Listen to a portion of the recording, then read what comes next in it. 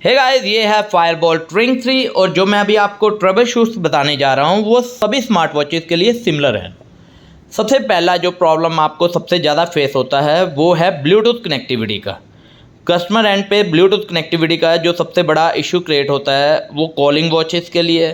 Calling watches में आपको करना क्या होता है कि जो आपकी ब्लूटूथ कनेक्टिविटी है, जब आप उसे ब्लूटूथ को अपने मोबाइल से ऑफ़ कर देते हैं तो ऑटोमेटिकली कुछ समय के बाद यहाँ से भी वॉच से भी आपकी ब्लूटूथ डिस्कनेक्ट हो जाती है और ऑफ़ हो जाती है। ये ब्लूटूथ का साइन होता है, हर वॉच में डिफरेंट होगा, किसी में वाईफाई जैसा साइन बना होगा।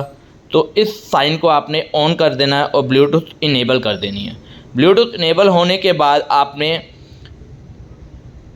मोबाइल की ब्लूटूथ में स्कैन करना है और वहाँ पे आपको डिटेक्ट होगा वॉच का नेम विद ऑडियो या फिर फ़ोन लिखा होगा।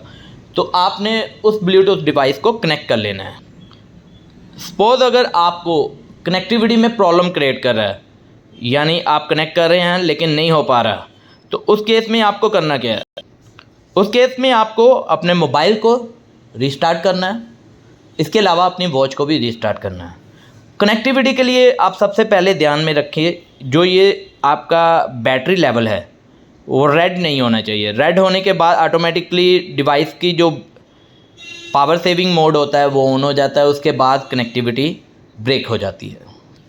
इसके अलावा जो कॉमन ट्रबल शूट्स हैं, जैसे कि आपको वॉच हैंग कर रही है, आप कोई एप्लीकेशन ओपन कर रहे हैं, वो एप्लीकेशन ओपन होने में टाइम लग रहा है, या क्या कहते हैं आपको लग रहा है कि टच का यहाँ से पोर्शन में वर्क नहीं कर रहा है, यहाँ से कोई मतलब कहीं से भी आपको किसी तरह का टच की प्रॉब्लम आती है, या फिर आपकी वॉच हैंग करती है, या कोई एप्लीकेशन वर्क नहीं करती। इसके अलावा आपकी बैटरी लेवल ऑटोमेटिकली ड्रॉप होना शुरू हो रहा है, चार्जिंग कर रहे हैं, चार्जिंग कनेक्ट होता है, डिस्कनेक्ट हो जाता है। तो इस केस में आपको आपकी वॉच को कंपनी फैक्ट्री सेटिंग्स में कन्वर्ट करना होता है। सेटिंग्स में जाना होता है, यहाँ से सेटिंग्स में जाएंगे, आपको यहाँ पे कई वॉचेज़ में फ़ोन रीसेट भी दिखेगा। ये फ़ोन रीसेट जस्ट आपकी जो फ़ोन कॉलिंग है उसको रीसेट करने के लिए सिस्टम में जाना होता है।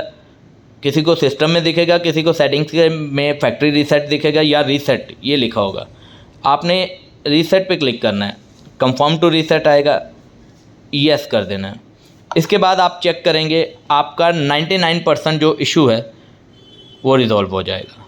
1% चांसेस होता है कि ना हो, उस केस में आपकी वॉच जो है कंपनी में सबमिट करनी होती है और जो उनका प्रोसेस होता है उस प्रोसेस के अकॉर्डिंगली उस टाइम पीरियड में आपकी वॉच आपको रिप्लेस होके मिल जाती है। कंपनी की जो वारंटी होती है उस वारंटी में आपको स्ट्रैप कवर नहीं होता। स्ट्रैप चार्जेबल होता है। डिस्प्ले ब्रेक हो जाए तो वो भी कवर नहीं होती। डिस्प्ले अगर ब्रेक हुई है तो आपकी वॉच की वारंटी उसी वक्त ख़त्म हो जाती है। कंपनी कलर एंड की भी कोई वारंटी नहीं देती।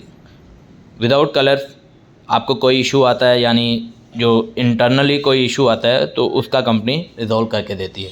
30 मीटर वाटर रेसिस्टेंट लिखा होता है या वाटर रेसिस्टेंट लिखा होता है तो उस केस में होता है कि स्प्लैश प्रूफ, यानी आप बारिश में हैं या नॉर्मली हाथ हैंड वॉश कर रहे हैं या कोई बारिश की शीटें पड़ी हैं, कुछ ऐसा है तो उस केस में आपको कंपनी सर्विस प्रोवाइड करती है। आइदर अगर आप वॉच को पानी में यूज़ कर रहे हैं तो उस केस में वारंटी नहीं मिलती। Thank you very much.